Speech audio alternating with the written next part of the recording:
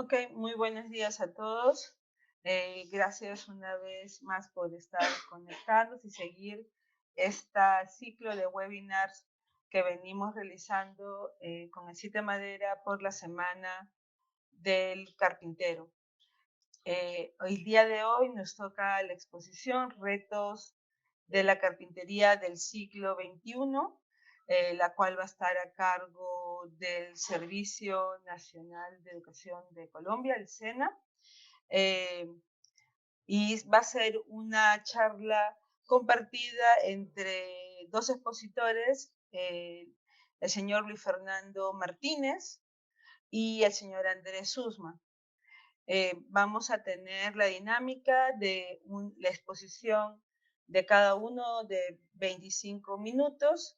Las preguntas las podemos ir haciendo en el chat.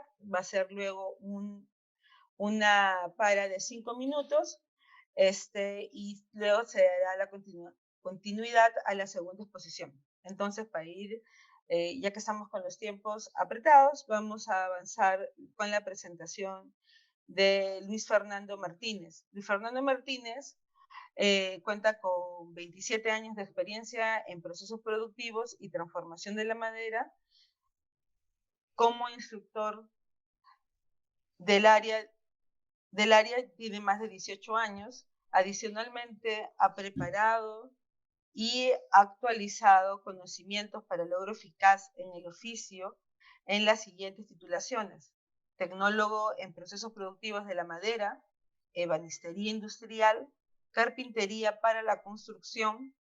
De la misma forma, ha recibido formación en metodologías pedagógicas, en formación pedagógica especializada en competencias laborales y ambientes virtuales, y se desempeña también asesorando empresas del sector industrial de la madera y en el área de formación técnica para el trabajo y el desarrollo humano.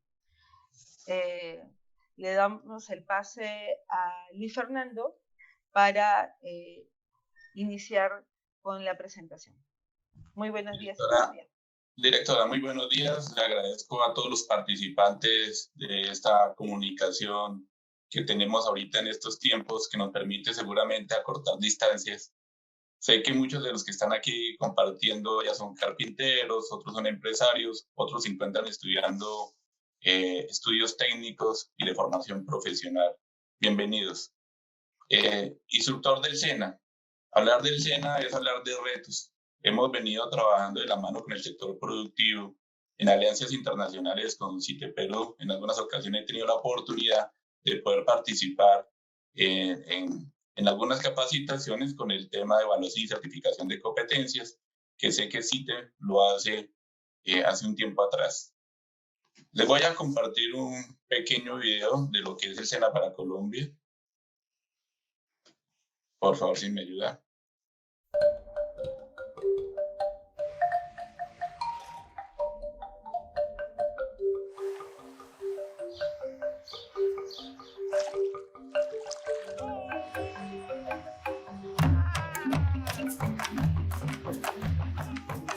El SENA es patrimonio cultural. El SENA cambia vidas. El SENA llega a todas partes. El SENA es emprendimiento. El SENA es futuro. El SENA es calidad de vida. El SENA es empleo. El SENA es tejido social. El SENA es paz. El SENA es transparencia. El SENA es Colombia. El SENA es Colombia. El SENA es Colombia. 60 años haciendo historia. 60 años formando muchachos, formando líderes. Es que no importa acá finalmente de qué color sea, si es víctima, de qué lado está en la historia, el SENA siempre respeta al ser humano que hay detrás de cualquier colombiano.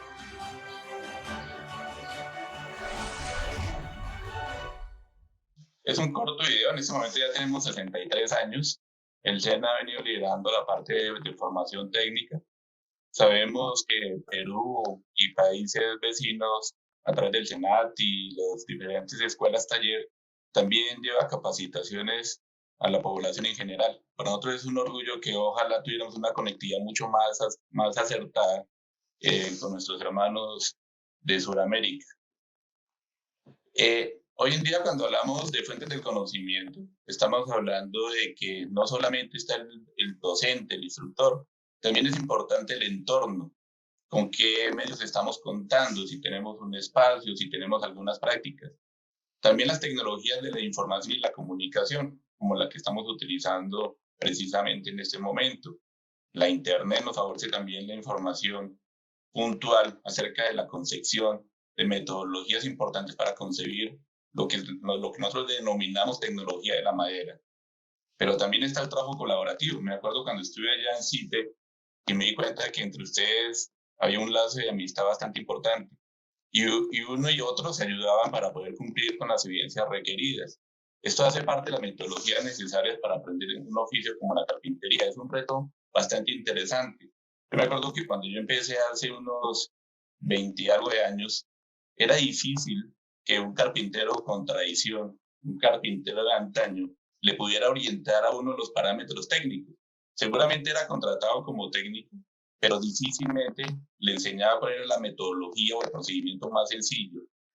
Sin embargo, se hace necesario entonces acercarse a las escuelas taller, acercarse a Citemadera, pedir asesoría, pedir que lo orienten para poder, obviamente, enrutarse en el camino técnico. Esto hace una gran diferencia. Tal vez como cuando caminamos, podemos escoger dos caminos, uno largo, uno corto. Y ese corto tiene metodología, ese corto nos orienta en el hacer como carpintero. Pero vamos a hablar de la madera. Yo sé que esto no es nuevo. Ustedes seguramente desde el primer momento que sintieron la madera por primera vez como un material versátil, necesario para construir obras de carpintería o muebles, pues estas concepciones teóricas eran supremamente importantes. Sin embargo, yo quedo aterrado cuando la gran mayoría de las personas piensan que porque nosotros somos carpinteros, estamos acabando con el planeta. Y tal vez es lo contrario. Si podemos aprovechar un recurso tan valioso como la madera y que tiene unas grandes ventajas medioambientales, seguramente la gente ya podría cambiar de pensamiento. Vamos con la segunda presentación, con la segunda ficha. Estas ventajas medioambientales, entonces, absorbe el dióxido de carbono de la atmósfera. Eso lo conocemos de quinto de primaria, segundo, tercero de primaria. La madera es el único material de construcción cuyo uso ayuda a reducir el dióxido de carbono de la atmósfera. Claro, sobre todo contribuyendo a ese impacto de mitigar el cambio climático, que por cierto en estos días se ha logrado debatir en todos los países. Es una alternativa constructiva mucho más económica y que deja un impacto de huella de carbono muy por debajo de otros materiales como el PVC, el concreto, el acero, el aluminio reciclado. Realmente tiene una gran ventaja por encima de todos los materiales. Es renovable. Por medio de la fotosíntesis, los árboles absorben a lo largo de su vida grandes cantidades de dióxido de carbono. Y aquí es importante entender que la madera seca puede tener en su mitad de peso la absorción de dióxido de carbono. Eso quiere decir que 600 kilos de pino silvestre seco puede retener 300 kilogramos de dióxido de carbono en las paredes celulares. Es impresionante. Y cuando yo tengo un producto de madera, tal vez como el que tengo aquí detrás de mi escritorio, pues ese dióxido de carbono, ese carbón, lo tengo almacenado ahí y seguramente va a durar muchísimos años. Pero a veces se puede malinterpretar. Se piensa que porque ya estamos procesando la madera, la estamos mecanizando, ya ese dióxido de carbono lo estamos liberando. Y no se entiende que está retenido en las paredes celulares. Su producción es más limpia y eficiente. Las plantaciones forestales contribuyen significativamente a la reducción de los gases de efecto invernadero, puesto que los árboles en etapa de crecimiento tienen mayor capacidad para capturar carbono que los ejemplares maduros. Eso no es sino otra cosa que también pensar en la idea de que cuando estamos talando un árbol en condiciones maduras, le estamos haciendo un mal al medio ambiente. Y el mal lo estaríamos haciendo si no logramos sembrar nuevamente. Sabemos que los árboles jóvenes tienen la capacidad de capturar este dióxido de carbono, pero una vez este árbol se hace mayor, pues estanca también esa absorción de dióxido de carbono. Por eso la mentalidad de cambio para poder interpretar que hay un reto verdadero con el tema del cultivo de la madera en nuestros países, pues se hace necesario, se hace obligatorio, debe ser políticas de Estado. Yo sé, nuestra directora Jessica Moscoso de Citemadera, Alejandro Spiti aquí en Colombia, han venido trabajando muy de la mano con el sector maderero para que esto tenga un impacto importante y positivo para el tema del cultivo eficiente de la madera. Por eso, la madera sigue siendo uno de los materiales necesarios para utilizar en la construcción de obras de carpintería, fabricación de muebles y, ¿por qué no?, en la fabricación de viviendas. Es increíble que en Europa se construya una casa en madera y esa madera que se está utilizando se necesita un segundo para sembrarla en Europa. Es decir, hay un promedio, un cálculo por regla de 3 muy sencillo para poder cuantificar lo que se logra multiplicar este recurso tan valioso. Sigamos con la otra ficha.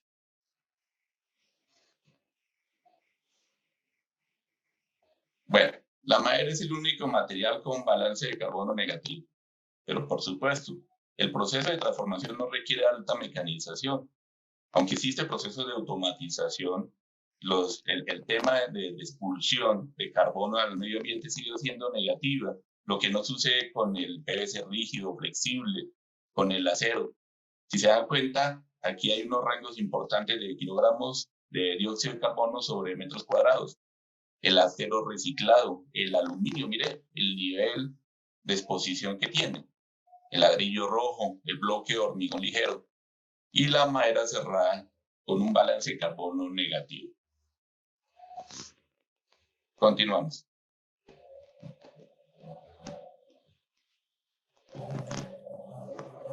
En la construcción, aquí en Colombia sucedió un evento desafortunadamente un huracán. El huracán Iota afectó la isla de San Andrés y Providencias, afectando terriblemente las construcciones de este sector. La gente en sus arraigos culturales han ido construyendo con madera y por cierto lo hacen bien. Y no se quiere perder la identidad de la construcción tan bella que se logra con la madera. Hoy en día se hace necesario nuevamente reconstruir y hubo reuniones de los raizales de estas islas con el gobierno, con el presidente de la República y lo primero que pedían es que se mantenga la madera como material necesario, no solamente por la decoración, no solamente por lo bonito que se ve, sino que hace parte del arraigo cultural, hace parte de la familia de nuestros hermanos raizales de San Andrés y Providencia. Sigamos. Buen desempeño antisísmico. Las soluciones constructivas basadas en madera pueden presentar un desempeño similar o inclusive superior a otros materiales frente a un movimiento tilúrgico, pero por supuesto, cuando nosotros vemos el peso de la madera, porque está muy por debajo, 600, 700 veces por debajo de otros materiales, pues es un buen representante para poder construir sin ninguna dificultad, y no solamente por el proceso constructivo, sino que es antisísmico. Nos permite que estos amarres, que a veces son puntillas, que no son aceros, que fácilmente puede tener un movimiento oscilante, no permitiendo la caída de este panel, de esta pared, del techo, del amarre necesario para la construcción de estas casas. Resistencia al fuego. Esto siempre ha generado debates y generalmente cuando estoy con mis aprendices se malinterpreta. Pues claro, hemos siempre considerado que la madera nos permite la combustión, nos permite fácilmente empezar a construir una hoguera para, qué sé yo, ustedes son muy famosos allá en Perú por la comida tan rica, pero los asados, y entonces consideramos que sigue siendo este material que fácilmente puede representar fuego. Y es lo contrario cuando vemos que se puede proteger la vida humana, porque esa parte, esa coraza, pues se va a carbonizar y se va a mantener el centro de la madera en un buen estado, inclusive hasta 400 veces mejor que el mismo acero. Excelente aislación térmica. Debido a su porosidad, la madera posee una baja conductividad térmica, lo que la convierte en un excelente aislante. Combinada con otros materiales como la fibra de vidrio, la lana mineral, una construcción de madera puede satisfacer los requerimientos de aislamiento térmico de una vivienda, incluso en climas extremos. Entonces, no es nuevo para nosotros que las cavidades de las células están representadas por unas estructuras que disipan el calor hasta 6 veces más que el ladrillo y 15 veces más que el hormigón y seguramente 400 o 500 veces más que el acero. Por ende, es un excelente elemento o material de aislación térmica. Continuamos. Buen desempeño en las construcciones en altura. Vamos a la siguiente. No es nuevo saber que ya en muchos países se está construyendo edificios de 20 pisos. Europa lo está haciendo. Los chinos han venido también planteando alternativas de construcciones con altura. Nosotros aquí en Colombia hemos venido construyendo algunas casas de 2, 3 pisos, generalmente para sectores más rurales que urbanos. Me acuerdo tanto que hace como unos 7 años, en el sector del Pacífico se quemaron 33 casas. Y un grupo de instructores, más gente de la comunidad, reconstruimos estas casas y tuvimos la posibilidad de mezclar el concreto, construir unos pilotes tan altos y construir sobre esos pilotes, que fue ejemplo para la región. Inclusive hoy en día ya empiezan a copiar un poco el modelo y entonces se cambió un poco la capacidad de acoger a estas familias, pero también se volvió muy bonito ver estas casas en madera con estos elementos necesarios para la construcción, pues generó un confort adicional. Bajos costos. El uso de la madera como material de construcción puede disminuir considerablemente el costo total de una edificación.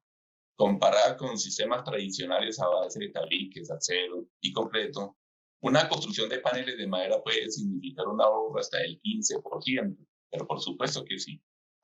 A veces pensamos que comprar materiales ya manufacturados es la mejor opción y no nos damos cuenta que nuestros países tienen una gran ventaja por las condiciones térmicas. La madera fácilmente se puede cultivar. Y bueno, le digo, esto no es nada nuevo, pero sí se hace necesario interpretar esto como un reto adicional en nuestros países. Vamos a la siguiente. Bien, los centros de formación. Me acuerdo tanto cuando estuve allá en CITE y alcanzaba ya a ver cómo operaba la máquina de 6 ejes, directora Jessica, el centro de mecanizado. Centro de mecanizado con 6 ejes, con interpolaciones increíbles, las personas haciendo uso de sus cualidades, de sus manos, competencia. Esa competencia es la habilidad, es el conocimiento, es la actitud. No podemos pensar que somos competentes en un oficio porque lo aprendimos de mi abuelo o porque lo aprendí en el hacer de mi vida cotidiana. Se hace necesario ir a la academia, se hace necesario, como los servicios que está prestando el CITE, en asistencia técnica, en capacitación, en soporte al empresario, a los ensayos de laboratorio. Y me acuerdo Roberto allá en su laboratorio con su siloteca mostrándome las diferentes maderas de Perú. Se hace necesario porque no se puede ser competente si solamente lo sé hacer. Y ese solamente lo pongo entre comillas, porque a veces pensamos que el solo hacer hace la diferencia. Tenemos que tener el conocimiento, los conocimientos esenciales, los conocimientos del saber, los conocimientos técnicos, saber que hay un primer paso y que puede llegar a un último paso en un proceso de transformación de la madera. Desde el tronzado, que sería el corte transversal, el rectificado de los cantos, el deshilado, que sería el corte longitudinal de la misma madera. Después de deshilar, tal vez descuadrar, caricando a 90 grados. Después pueden regresar y perfilar la madera y podemos decir que hemos terminado un proceso de regresado para un acolillado final que sería el corte con diferentes ángulos. Esto se aprende en la academia. Esto no se aprende simplemente por estar experimentando en el oficio empíricamente. Se hace necesario acercarse a las escuelas talleres. Y CITE Madera, el SENAI, bueno, todas las escuelas talleres a nivel mundial, eso es lo que estamos buscando. El Centro de Tecnologías para la Construcción de la Madera Bogotá, tenemos esa gran responsabilidad de capacitar a nuestros aprendices. Y nuestros aprendices a su vez van a diferentes empresas del sector productivo a tener prácticas. Hemos estado estableciendo marcos de convenio de formación con el sector productivo, con empresas, con almacenes y grandes superficies, como Maecentro, que es una de las grandes superficies que tiene Colombia, y donde fácilmente se recepcionan muchos de nuestros aprendices, van y hacen sus prácticas para poder consolidarse como técnicos en procesos productivos de la madera. Vamos a la siguiente ficha. Yo sé que ya estamos sobre tiempo. Asistencia técnica, capacitación, soporte productivo en plantas y escuelas pilotos, certificación de competencias laborales, Ensayos de laboratorio, información especializada, investigación y desarrollo e innovación de productos, procesos y servicios es lo que viene prestando CITE y que va muy de la mano también con nuestro parámetro de atención al usuario. Tenemos este mismo portafolio de servicios porque hemos entendido que todos deben estar sincronizados. No pueden las escuelas omitir ninguno de estos pasos. Se hace necesario acercarse a la comunidad para poder avanzar tecnológicamente. Yo tengo el recuerdo cuando estuve en Perú que la formación especializada en madera era bastante fuerte, me dejó con la boca abierta, es un término que utilizamos aquí en Colombia. Cuando vemos que se nos han alejado del proceso productivo de la madera, que aceptan otros materiales, que aceptan las melaminas, que aceptan los contrachapados, el uraformaldehído como material adhesivo para nuestros tableros, pero han fortalecido el sector maderero, el sector de transformación de la madera. Es realmente importante mantener esta misma acción. Es importante que nosotros como SENA también no se nos olvide que a pesar de estos nuevos materiales, la madera sigue siendo, y ya lo acabé de exponer con las fichas anteriores, de por qué es importante seguir trabajando con madera. Ya sé que me quedan 2 minuticos, pero bueno, sigamos moviendo la ficha. La justificación de la formación. Tuve la oportunidad, modestia aparte, de trabajar en diseño curricular de nuestros planes de formación técnica. Y pensando en la justificación, nos reunimos 4 o 5 personas y interpretamos esto que está aquí argumentado, pero que no está alejado acerca de la realidad de lo que hacen las escuelas en todo el mundo. La formación en el oficio tiene como propósito aportar a los países individuos que inciden en el cambio necesario para la competitividad, la productividad y el arraigo cultural, necesarios tal vez para crecer culturalmente también. No podemos olvidarnos de que la madera siempre estaba a nuestro lado. Un día un aprendiz me decía, profe, ¿por qué no se habla de la era de la madera? ¿Y por qué no ha terminado? Porque seguimos trabajando con madera. Es un entorno de empresas más inteligentes para la automatización, la programación de las mismas, parte fundamental en el desarrollo económico de un país, la creatividad, la inclusión de nuevos materiales, las texturas, los diseños, participan de manera activa en el desarrollo de productos de mobiliario y equipamiento arquitectónico, entre otras proyecciones propias del oficio. Hoy en día nuestros proyectos formativos tienen que ver con los muebles híbridos, porque ya estamos utilizando otro tipo también de materiales que hacen parte de la composición de mobiliario y obras arquitectónicas. Entonces está el aluminio, está el vidrio, están los herrajes diversos que se encuentran en el mercado. Vamos a la siguiente ficha. Aquí nos damos cuenta de nuestros aprendices en el sector productivo. Aquí vemos el caso de algunos de nuestros aprendices, uno en el sector de los acabados, en el área de los acabados, otro por allá en el centro de mecanizado, otro en el tema de enchape de cantos en la madera, no necesariamente en tableros. Utilizando chapillas se enchapan también los bordes de los cantos. Corremos la imagen. Y tenemos un último video de esta mitad de presentación que tiene que ver con una grande superficie colombiana que presta servicios de venta de materiales, pero adicional también ofrece servicios. Y casi que me atrevo a decir que más del 70% de las personas que participan en esta superficie han sido capacitadas por el SENA. Rodamos el video, por favor.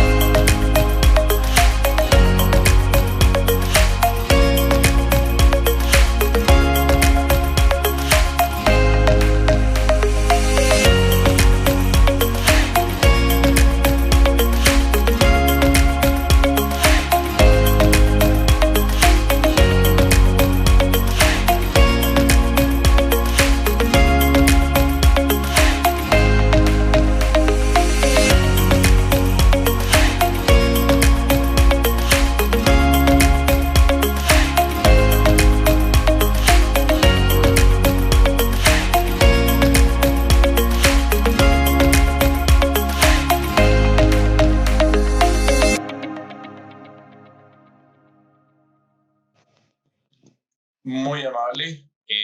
Este video no es solamente publicitario con las tiendas Maesem, tiene que ver con la capacitación del talento humano que hace la diferencia.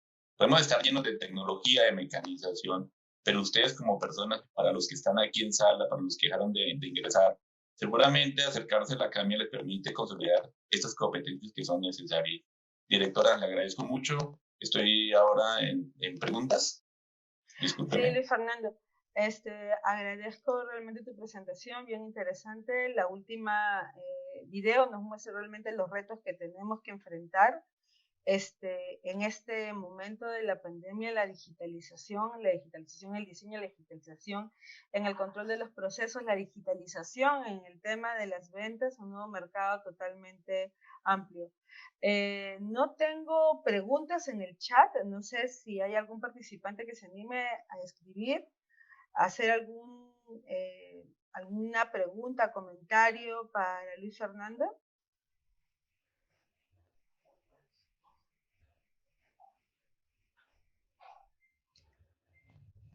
Uno de los procesos que bien has dicho es el reto de la madera como material de cero emisión de carbonos en este momento de cambio climático. La industria de la madera se comporta como un tema o una fuente promisoria renovable, continua, para no solamente el sector de la construcción, el sector de la carpintería en general, por lo cual sigue siendo todo un reto el ser sostenible, el tener diseños que sean durables en el tiempo y que manejen de manera versátil la madera, un gran material que a todos los que estamos en esta reunión nos apasiona. Te damos las gracias, Luis Fernando, por tu exposición, y si durante el transcurso de la exposición surge alguna pregunta, la comentaremos. Quiero dar el paso. Muchas gracias. Quiero dar el paso con ello a Andrés Sussman.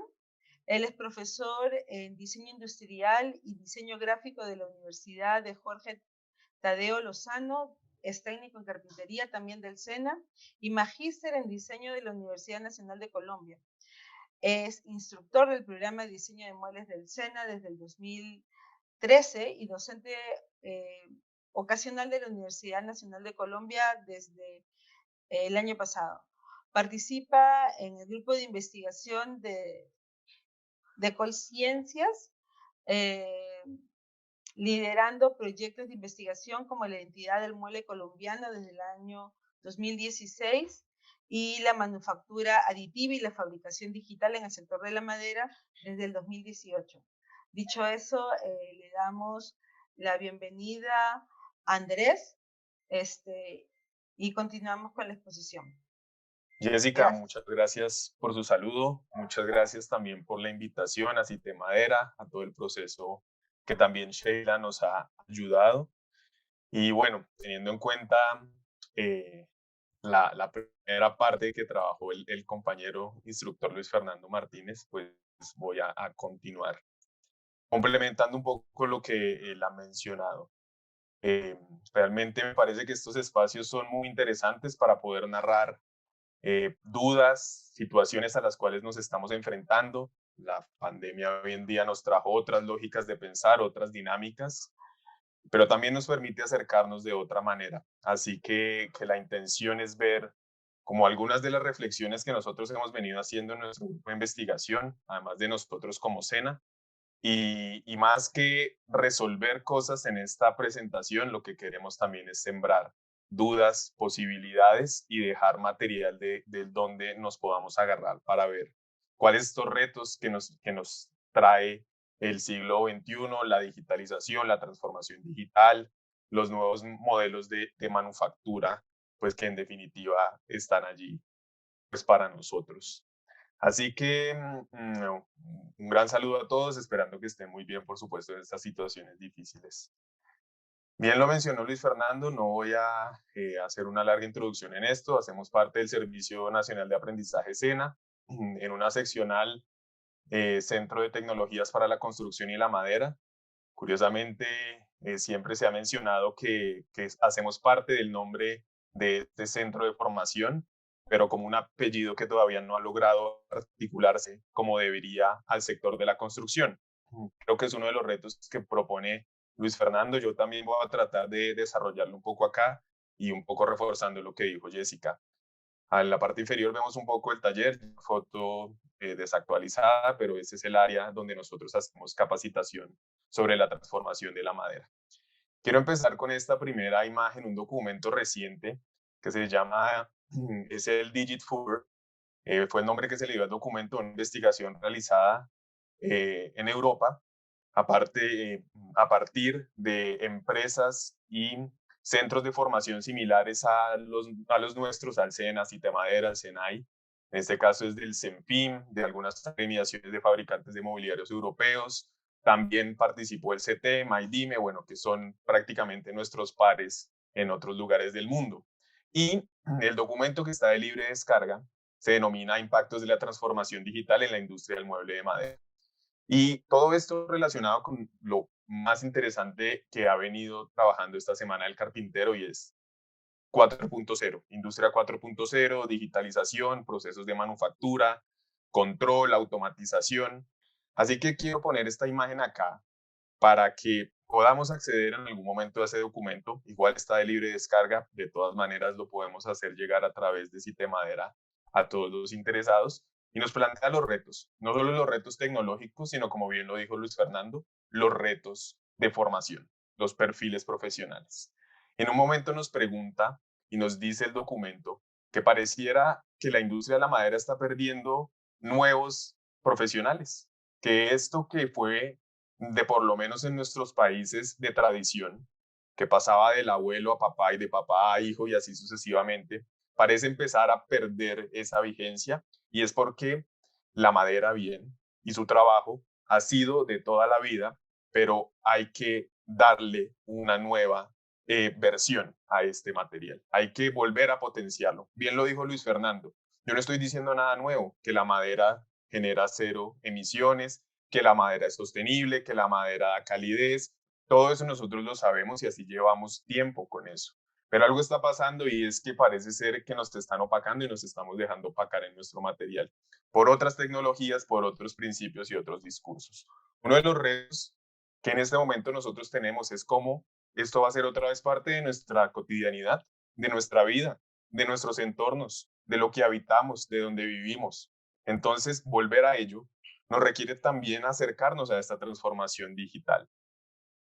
Así que un poco lo que quiero contarles aquí es cómo nosotros como el área de maderas en el SENA decimos, tenemos que convertirnos en un eje rector entre la construcción y la infraestructura y el desarrollo de productos, entre la carpintería y la ebanistería. Tenemos que vincularnos a esos sectores para que de alguna manera el impacto que podemos tener nosotros en la industria, en el comercio, en la cotidianidad, en la arquitectura, sea mayor. Así que el reto que nosotros planteamos de aquí a 10 años, bueno, un proyecto que planteamos 2020-2030, es como el área de maderas de nuestro centro, por tanto la formación y muchos de los otros elementos a los cuales nos acercamos, tiene que ver con vincularnos de manera fundamental en la industria de la construcción, con todos los beneficios que Luis Fernando ya logró mencionarnos y todos los otros que tiene. ¿Cómo vamos a ser nuevamente parte de la estructura, de la carpintería, de las cubiertas, de las fachadas, que con el material y la diversidad que tenemos, cómo podemos aprovecharla para estar allí en ese sector, junto con los impactos ambientales que vamos a tener como beneficio allí? Por la otra parte, y por eso es que en este diagrama tratamos de poner el área de maderas o la madera como un eje rector, pues tiene que ver todo el tema del desarrollo de productos, la ebanistería, el mobiliario, el desarrollo de nuevos productos base madera, que de alguna manera también fundamenten esos elementos que están en nuestros entornos cotidianos. Pensando en tres temas importantes que creo que son los retos a los cuales tenemos que enfrentarnos: sostenibilidad, revolución industrial 4.0 y el tema cultural. Sostenibilidad ya viene siendo un discurso que es trabajado desde hace un tiempo, generación de impactos, tratar de generar la menor emisión posible. Reconocemos que el planeta puede pasar por momentos cada vez más complejos. Industria 4.0, un término que no es nuevo, pero que ya empieza como a llamarnos y a tocar la puerta de decirnos, Industria 4.0, ustedes están preparados, están listos, cómo lo tienen contemplado no solo tecnológicamente, sino también desde la concepción del cambio que tenemos que empezar a generar. Y la parte cultural, que no la quiero dejar por fuera, porque ni sostenibilidad ni Industria 4.0 funcionan si no reconocemos nuestro entorno cultural. Luis Fernando nos contó de su experiencia en el Pacífico, de construir con las personas, de hacer procesos de diseño colaborativo, de reconocer los valores que nosotros tenemos. Reconozco que en Perú es mucho más importante y se han reconocido estas características culturales. México lo ha hecho, Brasil lo ha hecho. En Colombia les quiero contar que tenemos una deuda grandísima con el aspecto cultural, de lo que tenemos, de quienes somos y de reconocernos. Pienso que eso nos ha impedido un poco hacer otras proyecciones. En este sentido, pues hemos hecho un plan que tiene que ver con cómo nos imaginamos nosotros en 10 años adelante y cómo podemos poner estos programas de formación para aquellos interesados en tener otra visualización de los retos de la carpintería, de la ebanistería, del trabajo de la madera, sin dejar por fuera lo que somos, sin dejar por fuera nuestra maestría, nuestro oficio, nuestra tradición, porque de ahí tenemos que partir. Y lo anclamos a la política de gobierno, que es una política de economía naranja, de creatividad, de emprendimiento y otra serie de elementos. Esta imagen empieza a revelarnos los retos de la carpintería en la construcción. Fachadas en madera que tengan posibilidades bioclimáticas, que contemplen el hábitat, que contemplen el bienestar, que demuestren de alguna manera que no solo estamos haciendo elementos de carácter decorativo, sino que estamos haciendo elementos de carácter funcional. Las personas también están cada vez aburriéndose un poco más de vivir en esos entornos fríos, en esos entornos de cemento, de concreto, que no dan naturalidad, que no dan vitalidad. Viene ese proceso de construcción de fachadas, de diseñar a lo que nos estamos enfrentando, de dejar un poco el pensamiento estandarizado que todo tiene que ser igual y poner que estos espacios cotidianos entonces tengan un significado. Esto nos lleva a manejo de software diseño asistido por computador, como bien lo mencionaba Jessica, a manejo de parametrización, a fabricación a través de otras tecnologías que, insisto, no se nos pueden alejar de nuestra maestría y nuestro oficio. ¿Cuál es el reto? El sector forestal, muebles y madera, desde el área de madera SENA CTCM, así lo hemos entendido nosotros, debe ser una columna vertebral en la construcción, la infraestructura y el desarrollo de productos. Si no logramos vincularnos ahí, probablemente vamos a seguir existiendo. Claro, carpinteros, ebanistas y trabajadores de la madera son un fundamento para el desarrollo industrial y de la construcción de este país y de muchos otros países. Pero si no lo reconocemos como un elemento estructural, se nos va a quedar allí. Vamos a seguir haciendo una serie de trabajos que corresponden a unos talleres que son supremamente válidos, pero que en 10 años nos vamos a volver a preguntar cuál es el reto, y el reto seguirá siendo este. Entonces creo que tenemos que empezar a cambiar, a variar ese discurso, a meternos en otro lenguaje, a hablar de diseño, a hablar de conectividad, a hablar de digitalización.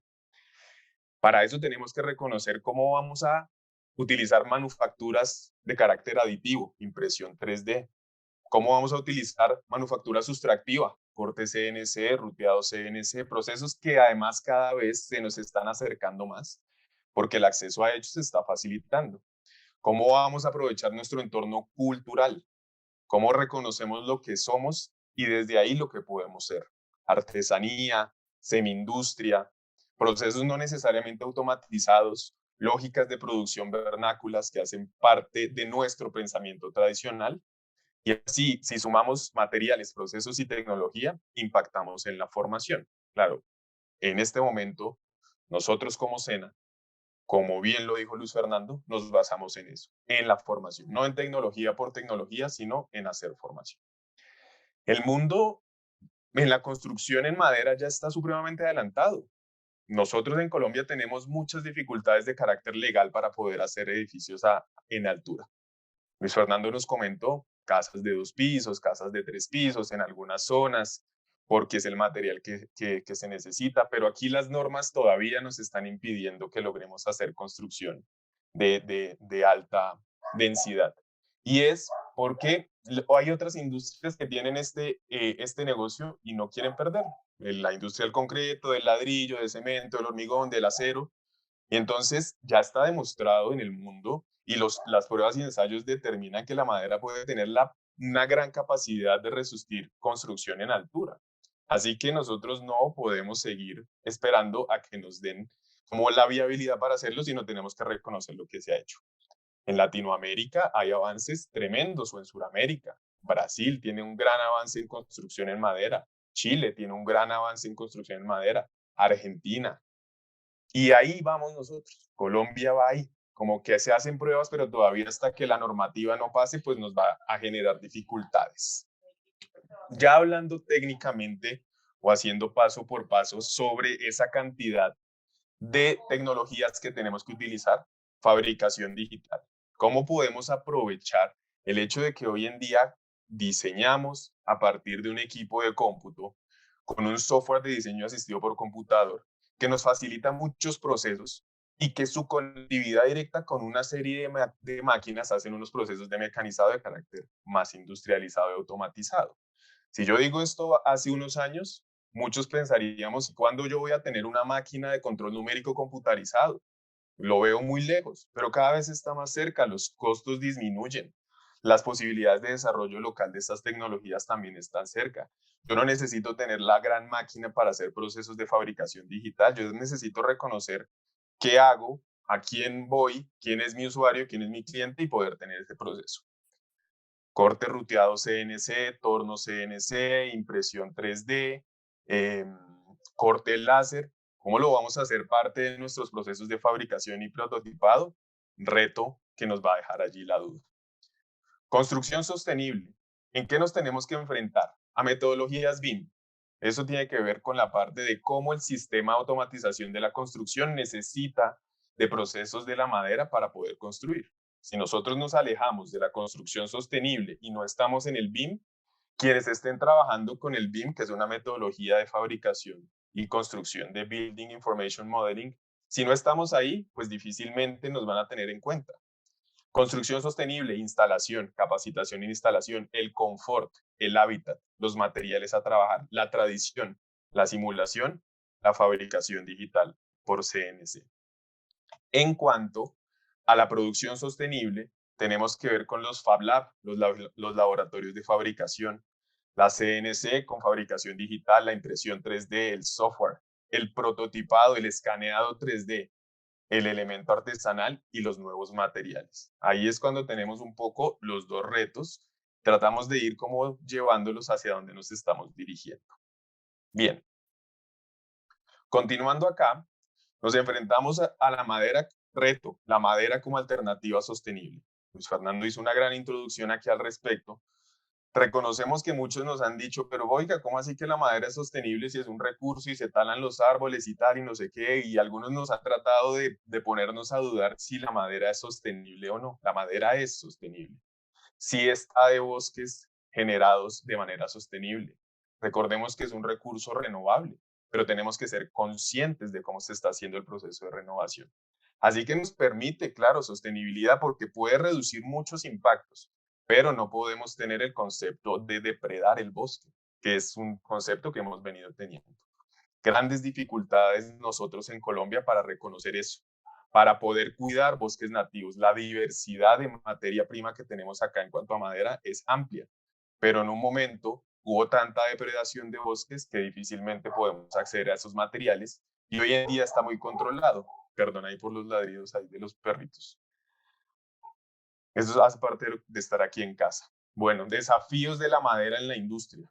¿Cómo vamos a aprovechar si ya estamos cerca a procesos de mecanizado a través de procesos robotizados y vamos a utilizarlos? ¿Cómo va a ser eso?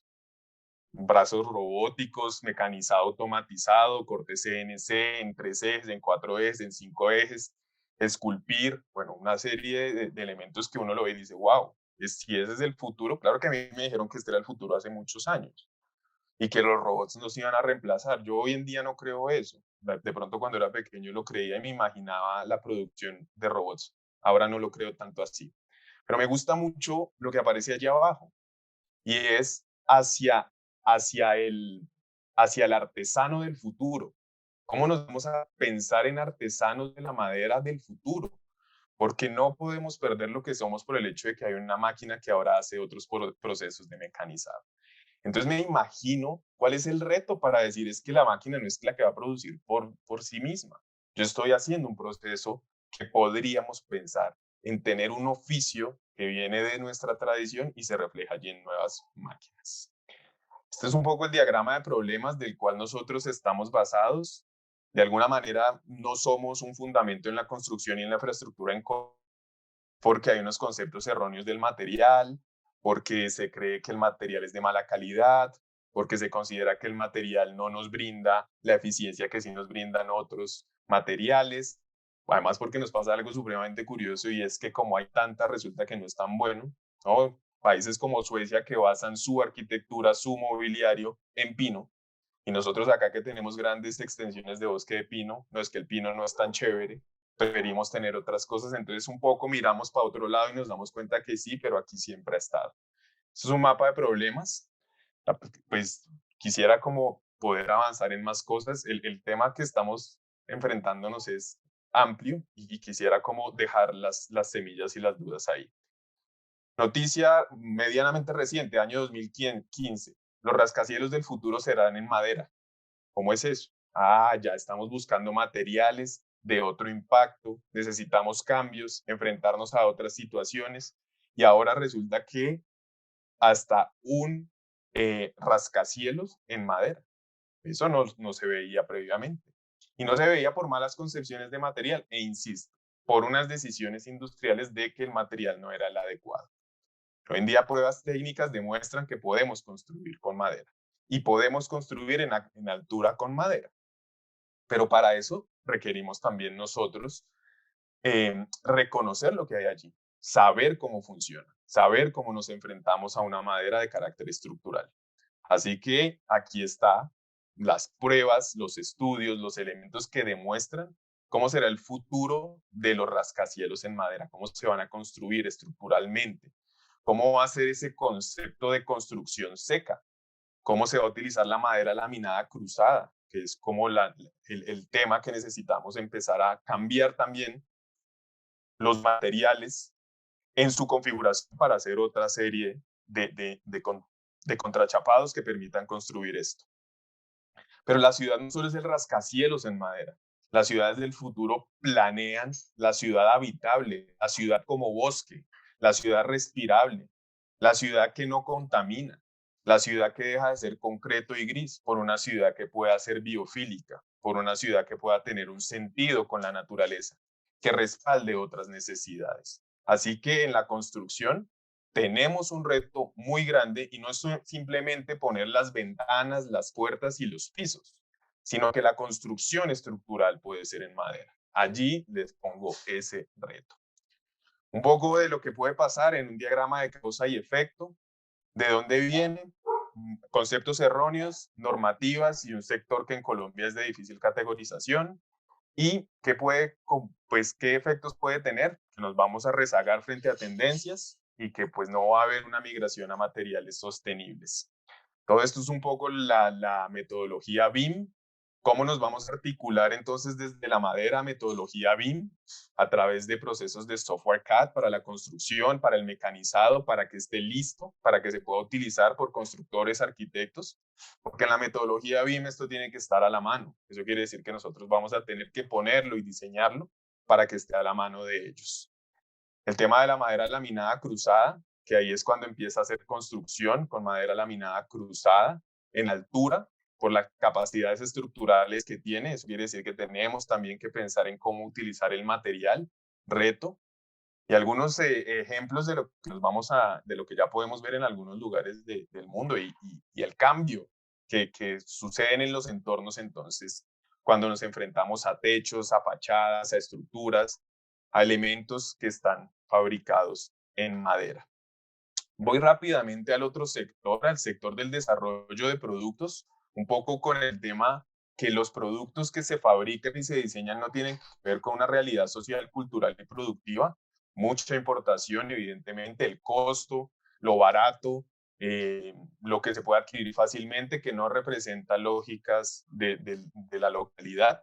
Y para esto es un poco lo que hablábamos de la identidad en lo que se está fabricando, de la identidad de lo que proponemos, cómo reconocemos quiénes somos, lo transformamos en productos de diseño y hacen parte de estos entornos cotidianos. Claro, esto no tiene que ver con el tema netamente de la madera, pero sí con el tema del mueble y podría tener con el tema de la madera, pero tiene que ver con la concepción cultural. En la parte superior, un brasilero, diseñador llamado Sergio Matos, que lo que hace es inspirarse de las formas naturales que rodean su entorno cotidiano para hacer sillas. Bueno, aquí nosotros también tenemos esta fruta, le decimos el carambolo, no sé si en Perú existe, en Brasil le dicen carambola. ¿Y cuál es la intención? Hacer una silla entendida desde eso, su forma, su configuración y que haga parte de los entornos cotidianos. México, la silla mexicana, diseño de identidad, este modelo de tejido muy popular en Colombia, que ahora empieza a surgir nuevamente porque se reconoce la importancia que tiene en los lugares donde hay mar y hay costa, y un poco el pensamiento de estos taburetes indígenas que hacen parte de nuestra cultura. En oficinas también tenemos un montón de retos en la parte de mobiliario, cómo reconocemos las nuevas habilidades del siglo XXI para oficinas, para dotación institucional, para colegios. Bueno, no estamos en la misma dinámica y hoy menos. Esto lo planeábamos antes estaban cambiando las dinámicas, las oficinas ya no plantean ser las oficinas abiertas ni esos modelos, ahora hay otras maneras de asimilarlo. Tenemos que dar respuesta, podemos dar respuesta a eso. Las oficinas hoy se piensan de otra manera de acuerdo a otras habilidades. Internet de las cosas, Internet of Things. ¿Cómo vamos a vincular la conectividad entonces a nuestros elementos mobiliarios, a nuestros elementos domésticos? Un reto que requiere unos conocimientos de conectividad, que requiere unas infraestructuras y que no vale dejarlo por fuera. Herman Miller, el gran fabricante mobiliario institucional, ya lo contempla, cómo está la casa que se conecta con las cosas y cómo las cosas intercambian información a través del Internet, nos brindan ese conocimiento, conectividad. Hoy en día estamos en eso, casi que la pandemia nos llevó a eso, a conectarnos, a obligarnos y entonces, como este sector todavía no lo tenía desarrollado, pues ahora nos pone allí el reto, ¿cómo vamos a desarrollarlo?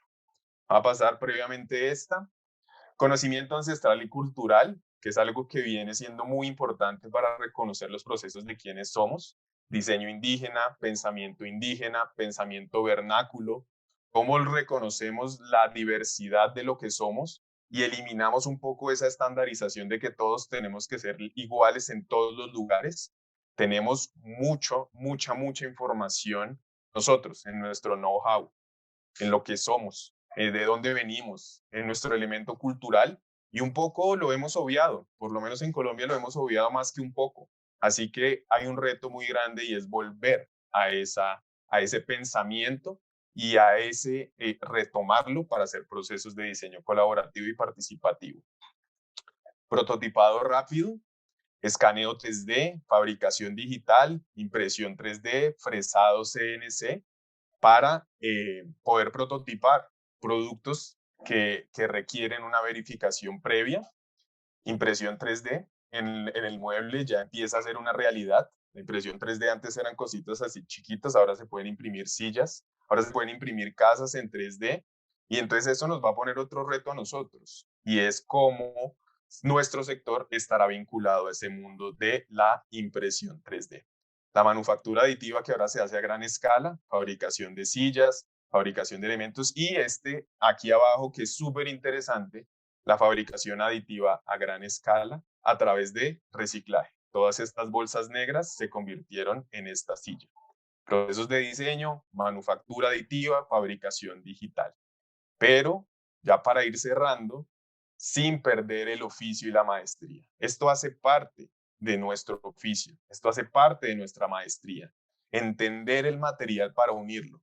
Y aquí tenemos un ejemplo de cómo las tecnologías digitales más el proceso de la maestría pueden empezar a generar eso que Luis Fernando llamó el mobiliario híbrido.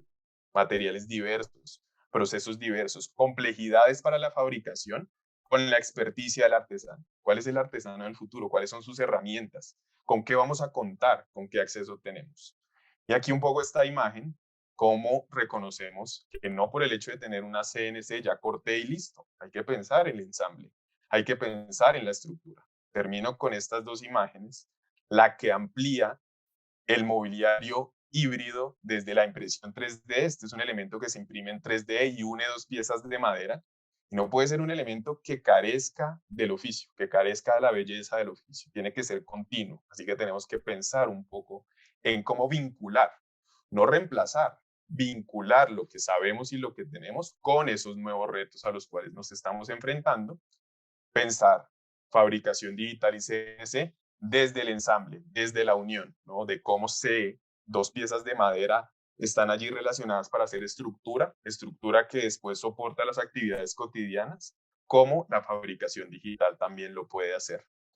Así que bueno, lo dije al inicio, espero que haya sido así. Posibilidades, retos, dudas, cuestionamientos, eso es lo que nos imaginamos en el futuro. Eso es prospectivo, podremos tener certezas, podremos tener otras dudas. Creo que esos son los retos, junto con los que nombró Luis Fernando, de la carpintería, ebanistería y trabajo de la madera al siglo XXI. Muchísimas gracias por su atención. Muchísimas gracias a ti, Andrés, por tu explicación. Realmente nos ha puesto en el marco de las necesidades de la automatización. Realmente ya no son sueños, ya están dándose las construcciones, las impresiones de casas, lo vemos cada vez más. Tenemos acá algunas preguntas de Jorge Quijano. Dice, los videos que generalmente muestran están dedicados a mejorar los procesos de tableros derivados de la madera, MDF, aglomerados, melamina. ¿Tiene ejemplos de la mejora de los procesos de digitalización en la producción del mueble de madera sólida con ebanistería industrial?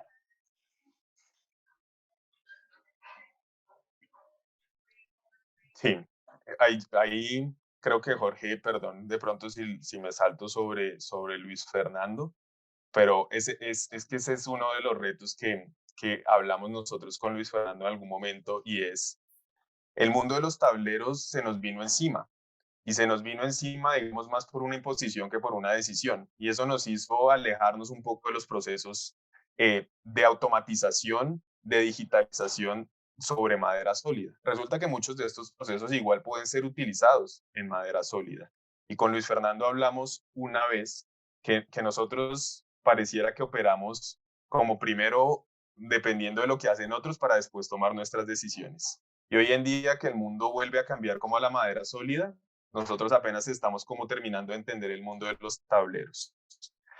Para mencionarle a Jorge que en efecto la gran mayoría de videos están en eso, porque la industria está en eso, la gran mayoría de capacitación está en eso, pero de alguna manera pienso que podemos ir hacia digitalización de muebles en madera sólida, ¿no? Y un poco cuando la CNC de pronto de los ejes tradicionales ya empieza a tener la posibilidad de esculpir en las piezas de madera, nos vamos a entrar a reflejar otra vez en este proceso muy de la ebanistería de trabajar la madera sólida para poder hacer esos procesos digitalizados. Pero creo que lo que dice Jorge es que el reto está allí. ¿Cómo vamos a reconocer nuestro material?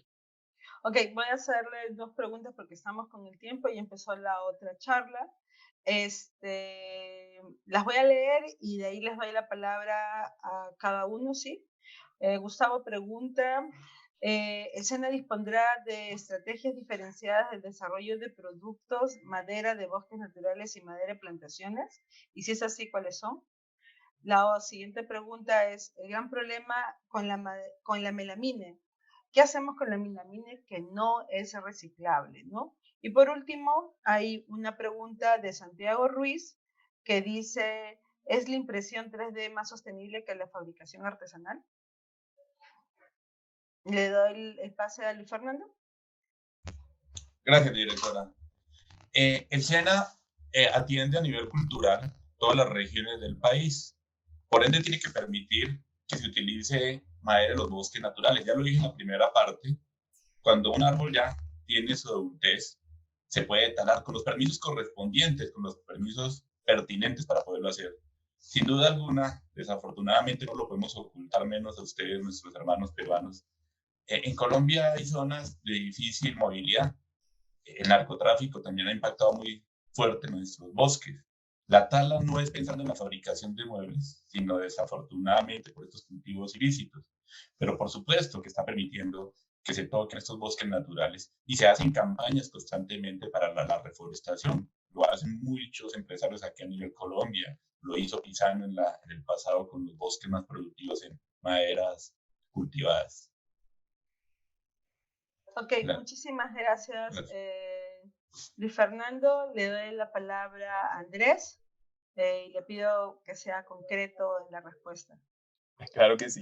Primero, tenemos el problema de la melamina, no es reciclable, gran problema, no sabemos qué hacer con ella, tenemos que encontrar, es un reto, pienso que Edison nos pone el reto, y lo que dice Santiago, en este momento la impresión 3D no es más sostenible que la fabricación artesanal, pero vincular la impresión 3D a la fabricación artesanal puede lograr grandes niveles de sostenibilidad, no solo ambiental, sino de otros niveles. Ok, entonces dicho esto, yo les doy las gracias a ambos por conectarse desde sus casas, abrirnos las puertas de sus casas para estar con nosotros